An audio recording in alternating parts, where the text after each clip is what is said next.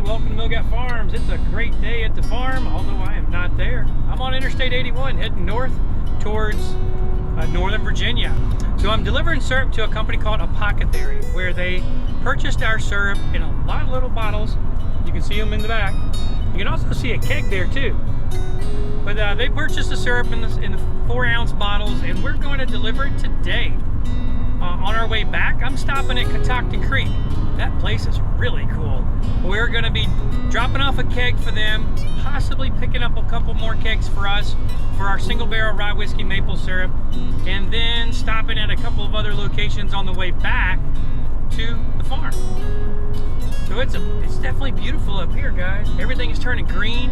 I can't see many buds on the trees, but the pastures are all green. Unlike where we live, the pasture's not quite green yet, and it's still a little chilly. I think we're gonna get down to 20s this weekend, but it's raining back.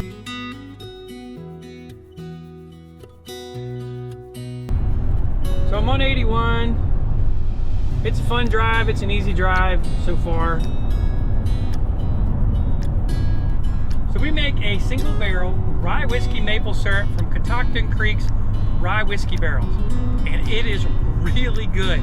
Check it out on our website, millgapfarms.com. It is really pretty tasty. We do a coffee infused maple syrup too. That's pretty good. Like it a lot. I'm not a coffee fan, but I do enjoy that one. And we do our regular organic maple syrup. And I say regular, it's typically a light to a medium, and it is pretty tasty. Very unique in that we don't blend our syrup with water from other farms. We don't blend our syrup with other syrup from other farms, and we don't blend within the color spectrum. So if whatever came out of the tree that day, that's what you're gonna get. I gotta get over now. So what you end up getting there is a very unique flavor to our farm, and in our opinion, it's one of the most purest maple syrups that you'll ever get, because it's not blended. Really good stuff. All right, we got 5.2 miles. We're gonna head east on 66 for probably an hour. We have about an hour and 11 minutes on our journey. We'll get there around 11 o'clock today. It's gonna be a good trip. So thanks guys for watching our videos. I really appreciate it. Hope you're enjoying them. Do consider giving us that thumbs up. Also consider subscribing. We'd love to have you back on the channel. That's radar. Check that out. I think that's a radar thing. Note to self, don't speed when you come back through here. All right. As you guys can tell, we're empty. Well, we're not quite empty. We have 2 or 3 more stops to go, but we just dropped off the syrup for Apothecary, and now we're heading over to Catoctin Creek. That place is really cool. And it's just a beautiful building, and they make some really delicious whiskey. All right, you guys look in the back, you see a couple of kegs. It was pouring the rain for most of this trip, so I couldn't get any video at Catoctin Creek. It was just absolutely pouring, and we had to rush to get everything out and rush to get everything in, and we went to another vendor just around the corner called the Bazaar. So I'm sorry I couldn't get any video to show you that beautiful building and that wonderful business. They did give us 2 more kegs, so that's awesome, and you can see some other junk in the back too. All right, we're coming up on the breastworks. Pretty neat little park. It's not real big. It attaches to the Ramsey's Wilderness area. There's where we live. Just a second, it'll come into view. This is part of the twisty turns.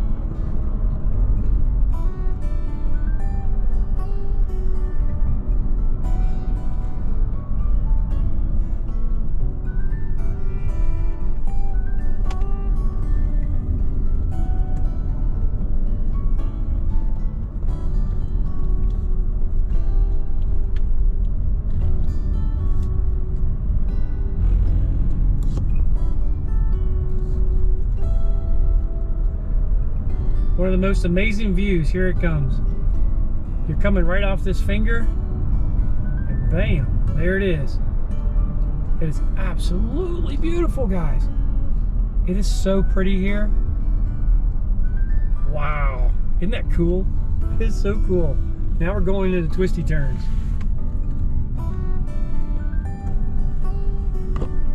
So I told you I have 2 whiskey barrels in here. They were dumped this morning. I tell you, it smells really good. You know, I don't drink a lot of rye whiskey. In fact, I don't drink any rye whiskey except Catoctin Creek. I might have a sip every now and again, but I'm not a really big rye fan. However, when our maple syrup goes into those barrels, it is so good. I am telling you, that stuff is delicious. That's how I get rye. So the car smells kind of like a distillery right now. If I were to get pulled, I can only imagine what kind of trouble I could get in. Because it smells like I've been drinking for days. And no, I don't drink, guys. I don't drink much. Every now and again I might have something, but I can't have more than a drink or half a drink, and that's pretty much it. So if I got pulled over, guys, I'd probably be in trouble. As soon as I roll my window down, the officer's gonna say, I know you've been drinking. It's time to walk the line, son. But nope, I'm not drinking. Drinking, driving, that's a bad idea, guys. I haven't been in the collision repair industry as long as I did. I can tell you I've seen it all. And one of the things I learned as a young man was drinking and driving does not mix. So I would never do that. And, you know, just in general, you know, driving and drinking in the mountains, that's even dumber. Much, much dumber. But I wish you could smell it. Oh boy, it does smell so good.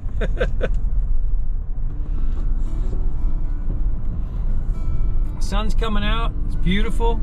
Pretty chilly though, it's in the 40s here. And it's downright twisty. This is probably why we don't have a lot of people that live out here, because these roads are not at all straight. We've got 4 or 5 mountain passes to get across to get to our farm. Here's a nice little hairpin, a bunch of hairpins too.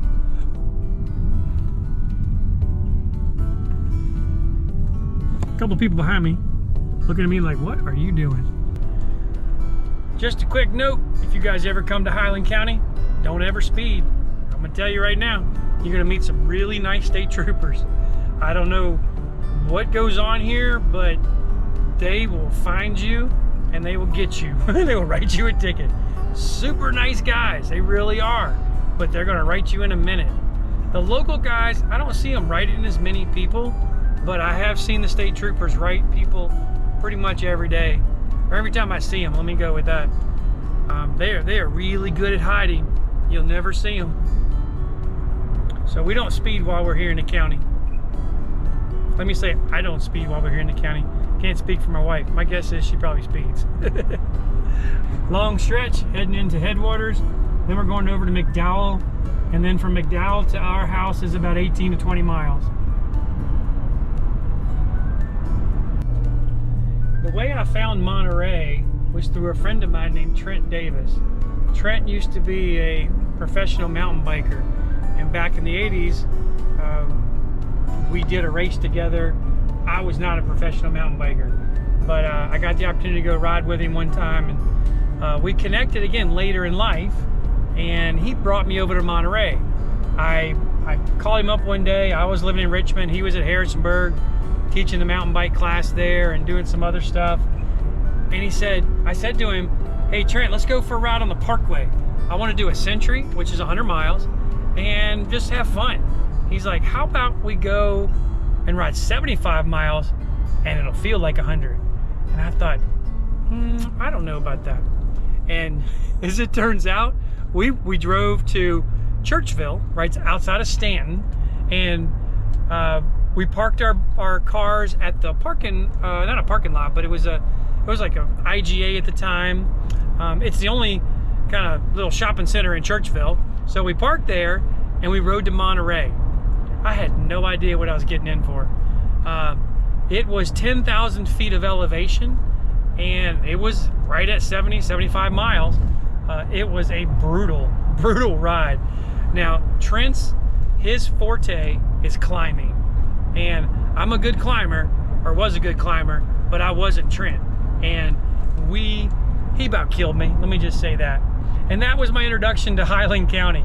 And ever since, I always wanted to come over here. And later in life, I actually built a house in Augusta. We called it the cabin.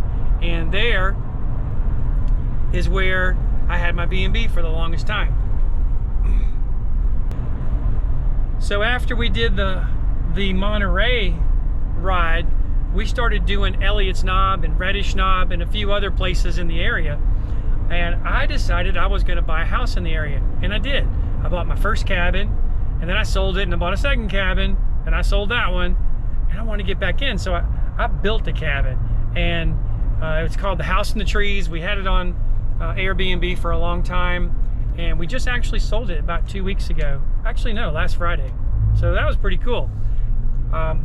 We live out here in the mountains now, and there's really no need to have a cabin in the mountains if you live on a farm. So we just stay at the farm, and we absolutely love it. I used to go to the cabin and mountain bike everywhere, and the more I would spend time out here, the more I wanted to live out here. And I am so glad that I'm actually out here in Highland County. It is so pretty, very cool too. Even in the middle of the summer, we don't use our air conditioning. I think that's pretty neat. Kind of funny though, since I moved out here, I haven't really been riding my bikes much. I tend to do a lot of farming things, working on fencing, maple syrup a lot, you know, especially in the season. We're finishing up that season now. We've got a lot of sheep, and we've now got some cattle, and our chickens are about to arrive. So we have the normal farm stuff, and I tend to stay kind of busy. I enjoy being busy. Here we are in some more switchbacks. We're actually heading up that direction, but in order to get there, we got to go around a bunch of draws. And here we are. The roads over here can be a little scary at times, especially in the winter when they're all icy. That can be a little much. We have a wonderful Department of Transportation. The VDOT guys out here are absolutely wonderful. They are Johnny on the spot when it comes to plowing roads. Maybe you guys can look back and look at the, yeah, just barely, you can't really see it. That without me driving off the road. That mountain over there is Shenandoah Mountain, and that's where I used to ride my bike the most. To get over here, there aren't any roads except the one that I'm on, and that would have been very difficult to do. Plus, it's pretty far away actually from the cabin. Now we're getting ready to come into the town of McDowell, and then we're heading home. I stopped at the co-op. I went and dropped off some syrup at the cheese shop. Where else did we go? Harbor Freight, that's always a good time. And I went to, went to Wally World, get some dog food. So, all in all, it's been a long day in the car. I can't wait to get home and see my family. This is 250. It's a pretty drive. It's gonna get twisty here in a minute. So, once it gets twisty, I'm not gonna be able to video. Probably shouldn't be video now anyway. What else we got back there? Well, that's about it, guys. We got some potatoes from the co-op and some red onions. They didn't have any white onions. I'm kind of bumming. And I'm not so sure I'm going to get any sweet onions this year. We'll see. We'll see. So I'm heading home. It's late in the afternoon. What we need to do when I get back is get the stove filled with a little bit of wood, because it's still cold where we live, guys. And this weekend it was beginning of 20s again, which is kind of crazy. And that's about it for the day. Maybe we'll have movie night with the kids. I don't know. I know they've been driving my wife crazier. So when I get home, I get to take the kids, hang out with them for a while. Thanks a lot for watching our videos. I really, really appreciate it. I'd say give me a thumbs up, but I'll probably kill myself. We're not gonna do that today. And I can't think of anything else. Besides, God bless you guys.